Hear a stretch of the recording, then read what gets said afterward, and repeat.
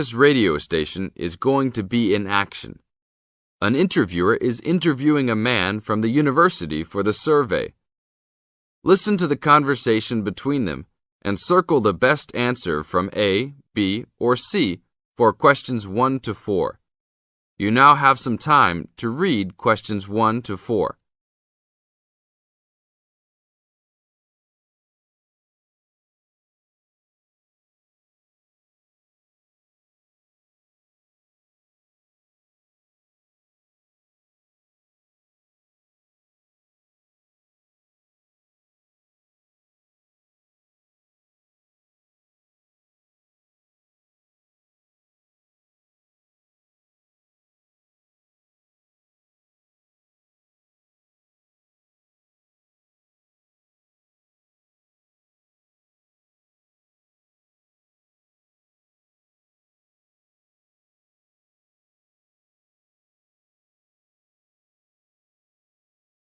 Now, we shall begin.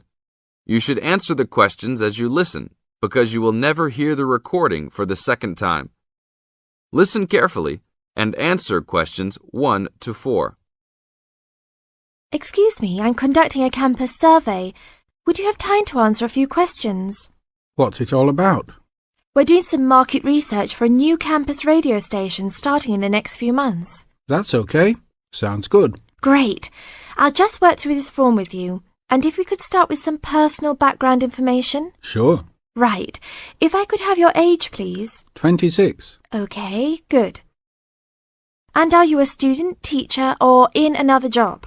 Well, I'm a tutor, but I'm also a postgraduate student, so I don't know what you might call me. What do you think? Okay, well, I'm more of a teacher, really. Fine. And would you mind if I asked about your salary, or I could leave it blank? No, that's okay. It's $20,000 a year. Thanks. Right. Now about your current listening habits. What would you say is your main reason for listening to radio? Well, I'm usually busy during the day at work, so I usually only listen to the radio at night. It helps me relax and unwind, even if I'm studying. Good. And how many hours a day on average do you listen to the radio? Well, not a lot really. I'd say just over an hour all told. Now you have some time to read questions 5 to 10.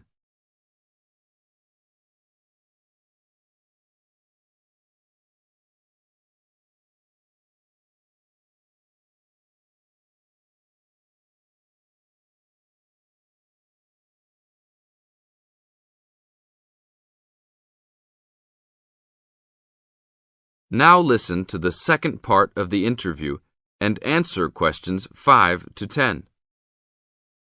So, what are the 2 main times of the day that you listen to the radio? Well, for a little while around breakfast time, and then it tends to be later, after dinner, when I've finished any serious work I need to do. And what sort of radio programs do you like? I like the news, but I also like classical music. It helps me to relax. Fine. And turning to the new campus station, which type of programs would you prefer? I think the existing radio stations cater for my need for news.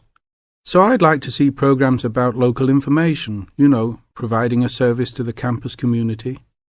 And in the same vein, perhaps more for academic viewers, some lectures or relevant programs. Oh, I see. And if you had to give the new director some specific advice when they set up the station, what would you tell them? I think I'd advise them to be careful about the quality of the broadcasts. The sound system. There are a lot of radio stations and people can change their loyalty quickly if it doesn't meet their needs. I think they should do more of these kinds of interview too, talking with existing and potential customers. Oh, I'm pleased you think it's useful. Certainly, yeah. Good. Now, this station will not be fully funded by the university. So how often do you think it is tolerable to have adverts? I think, out of that list, I'd say every quarter of an hour. Of course, that's providing they don't last for 10 minutes each time. Oh, quite. And are you interested in attending any of the special promotions for the new station? Yes, I'd be happy to. as long as they're held on the campus or nearby. OK, I'll note that down. And finally, may we put you on our mailing list? Well, I'd prefer not, except for the information about the promotions you just mentioned. OK. Can I have your name and address? Of course. I have a card I can give you. Oh, great. And thanks a lot for your time, and we look forward to seeing you. Yeah, sure. Thanks. That is the end of part 1. You now have half a minute to check your answers.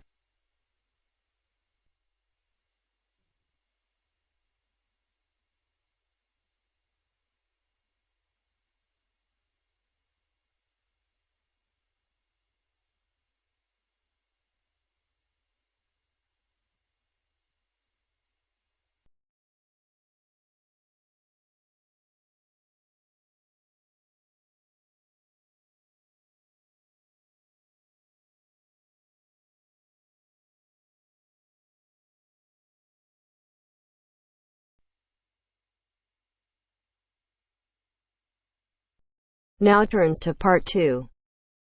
Part 2. You will hear a speech given by the head of a company to some new employees.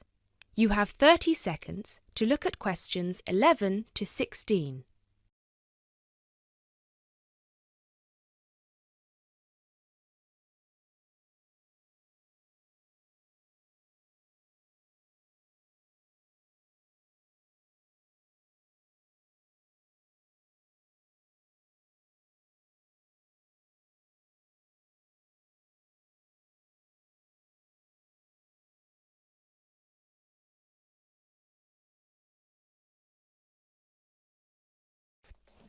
First of all, a warm welcome to Barker's Country Safaris. We're delighted to have you all on board for this season. I know you've all been told a bit about the company when you had your job interview, but I thought it would be worth telling you a bit more about ourselves. Barker's was set up 10 years ago by myself, John, and my then girlfriend and now wife, Nancy. We started it initially just as a hobby. We felt that there was a good opportunity to share our love of the countryside in this part of the world with the many visitors who come here.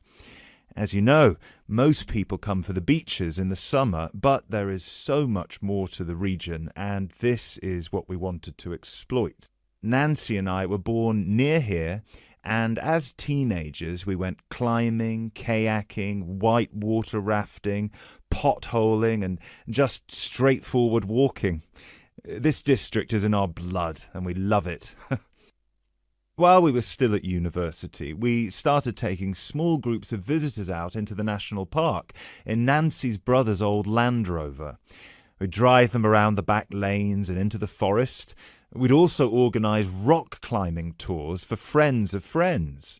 Then, each year, without us having to advertise, people came back to us to ask for more excursions and trips. So, 5 years ago, we gave up our other jobs to focus full-time on Barker's Country Safaris. Now, 2 years after that, we set up the activity tour part of the business, and 1 year ago, we expanded into organising activities for school groups during term time. Obviously, this was a massive challenge with all the health and safety requirements, but it's proving a great success.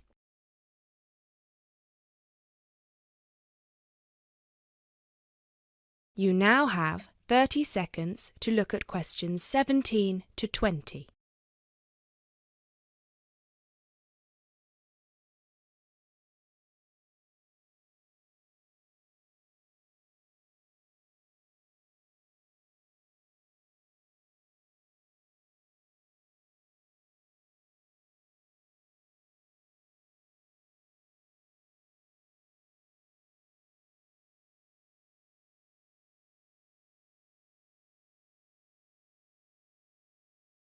Anyway, we'll certainly not be dealing with school parties during the summer holidays. Our clients for the next 3 months are mostly family parties or groups of friends, and I'd like to talk a bit now about the tours we offer and what your responsibilities will be. Our most popular excursion is the Woodland Tour and Trail.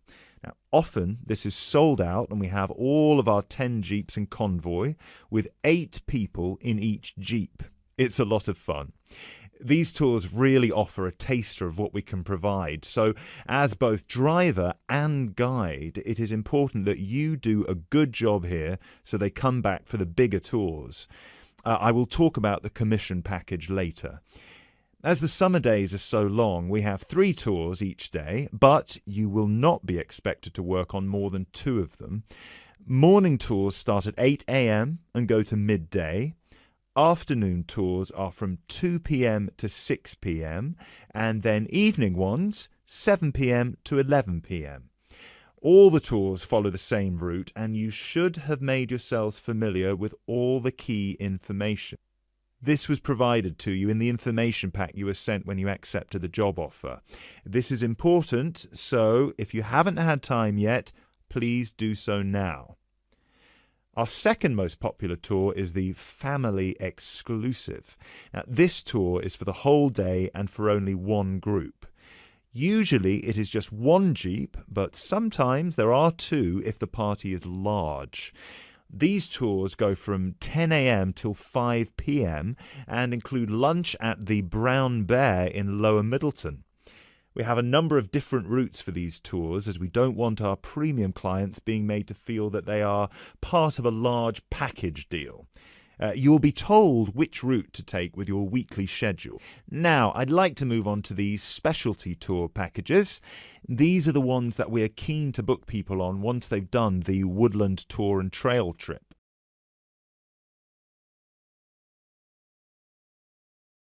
That is the end of part 2.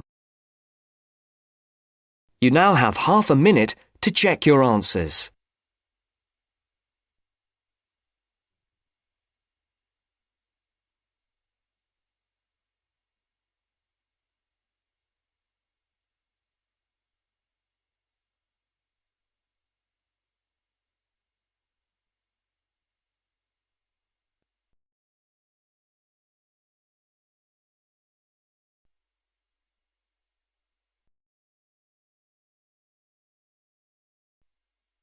Now turns to part 3. Part 3. I have with me today Matthew East, a registered osteopath and a supporter of alternative techniques in healthcare. Matthew, can you tell us more about osteopathy? First, you have some time to look at questions 21 to 26.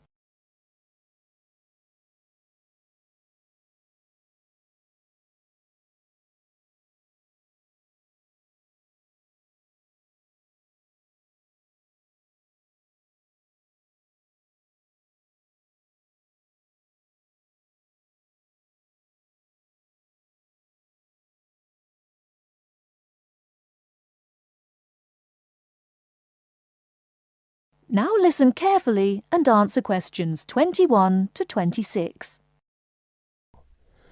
Over the past 50 years, there have been some radical changes in medicine as it is known in the West.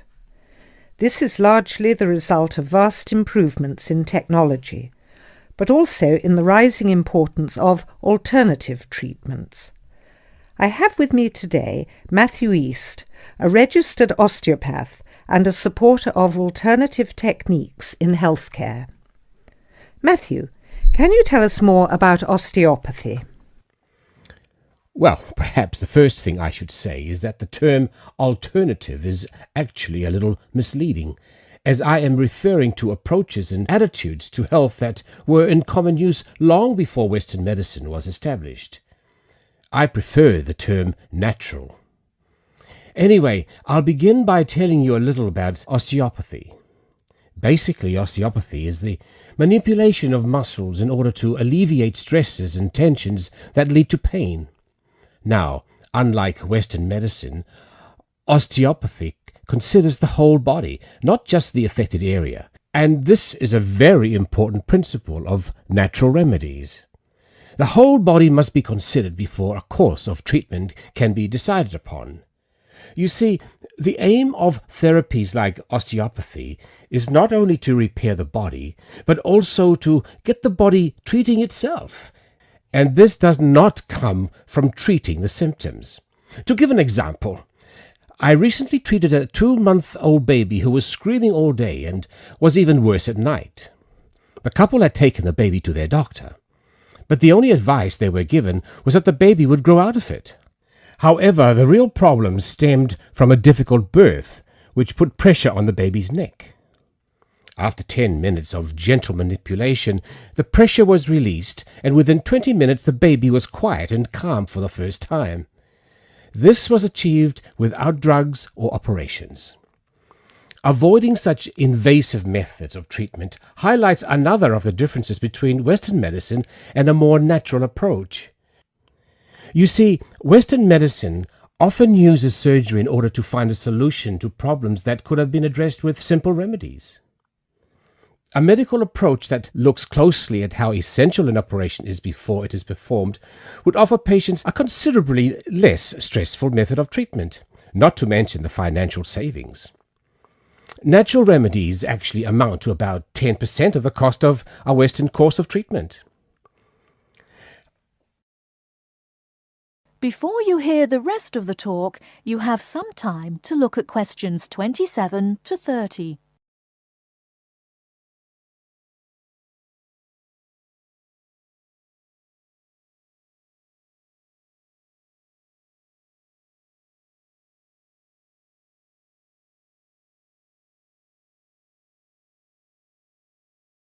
Now listen and answer questions 27 to 30. I'd like to mention the subject of surgery again a little later, but I would like to say at this point that there are those that claim that the benefits of osteopathy and herbal therapies are largely psychological, that they have not undergone the clinical trials that pharmaceuticals have. To answer that, you only need to look at the example I gave earlier of the baby that stopped crying less than an hour after treatment, but was obviously far too young to react because of purely psychological factors. Another example can be seen in the successful use of acupuncture in the treatment of animals. In response to criticism regarding clinical trials, it is worth noting that the power of pharmaceutical companies is such that, although some drugs fail the standards required of them, they are sometimes still prescribed by doctors. Moving on to another point, it should be stressed that natural remedies, in addition to having no side effects, can also be applied to any patient. Now, I'm not suggesting that the same treatments are used indiscriminately. Although natural remedies can be used with any age group, the treatment selected is very specific to the person. By this I mean that not only the general health of the patient needs to be considered, but also their habits, diet, and lifestyle in order to build a complete picture. However, I am not suggesting that we should reject Western medicine entirely. In fact, there have been occasions when I have referred patients to their doctor, as I felt that in those cases it was the most suitable course of action. There are many situations in which it is by far the best option. Take emergency surgery, for example. Obviously, more natural remedies do not provide the speed required in such cases. The best solution would therefore be an open-minded combination of the two forms. Well, thank you very much, Matthew. That was a very interesting insight into natural treatments. Next week, we'll be inviting Dr. Moore. That's Moore, onto the programme to argue his case as a doctor. Until next week, then, goodbye. That is the end of part 3. You now have half a minute to check your answers.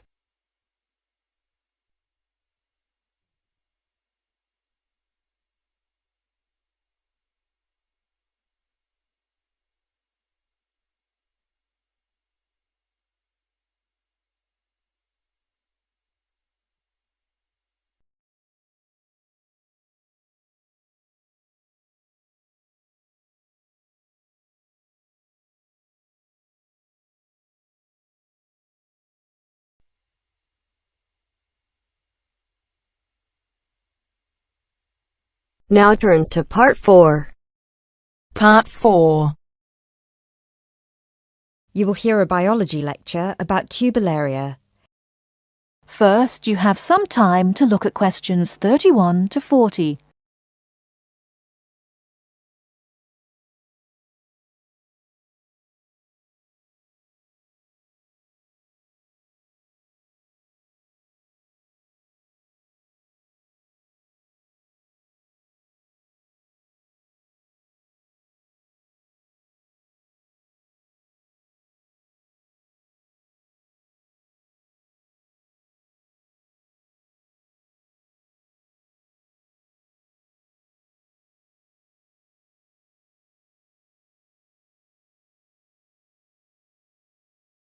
Now, listen carefully and answer questions 31 to 40. Hello, everyone. I'm glad so many people have shown up here today to hear about these fascinating little creatures called the turbolaria. My name is Dr. Baker, and I've spent 20 years researching thousands of different species of platyhelminths, what are commonly known as flatworms, both free-living and parasitic. So there are a lot of things I could tell you about these extremely interesting invertebrate, but I will try to keep it short. Turbolaria are unique amongst flatworms in 3 ways. The first one is that, unlike 80% of all platyhelminths, turbolaria do not need to secure nourishment from a living source. This means that they do not generally parasitize a host, but are instead found living freely in the environment. So, no need to worry about any of these little samples I've got here escaping and causing havoc. The second way in which they're different is that they are, well, they're incredibly simple. And by simple, I don't mean in terms of structure, as their structure is indeed quite complex, and I'll get to that later. By simple, I mean that they're not the brightest bulbs in the box. Flatworms in general are not known for their cognitive abilities, especially when compared with other invertebrates such as cuttlefish or octopuses or even insects. But amongst flatworms, turbolaria are by far the most primitive of the bunch. Finally, and this is a direct result of the first thing I mentioned, turbolaria tend to have a much more complicated sensory system in their head region. This includes a set of eyes with receptors that can detect light, as well as chemical sensory organs that assist turbolaria in locating food. Obviously, as other flatworms receive nutrition directly from their host, they have no need for this.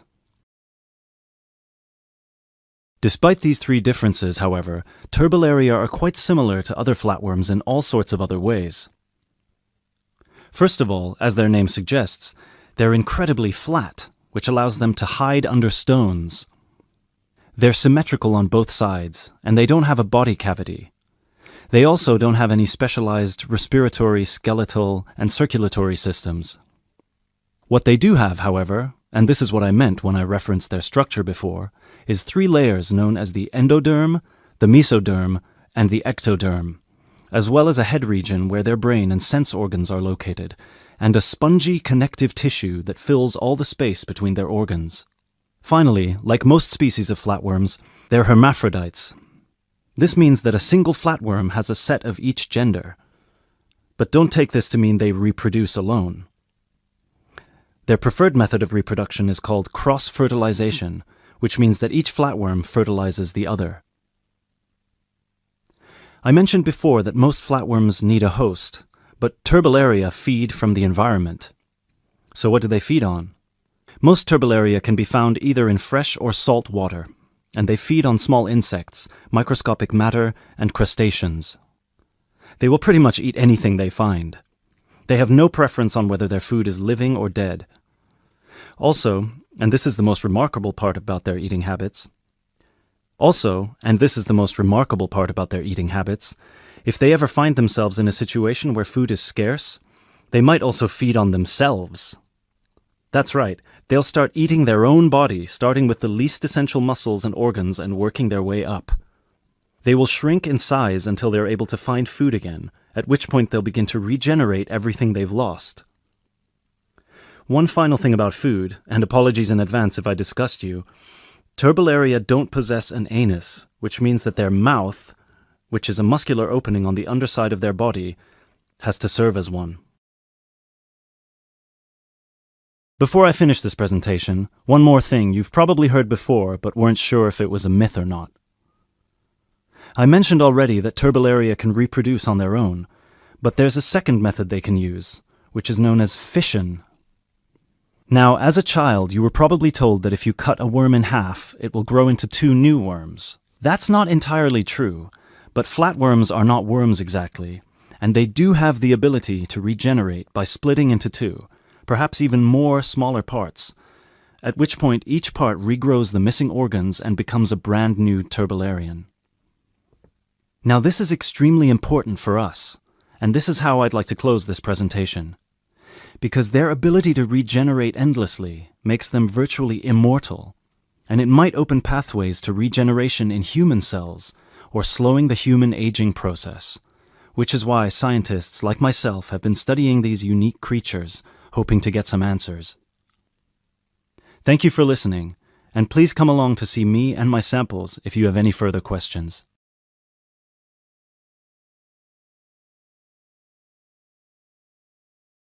That is the end of part 4.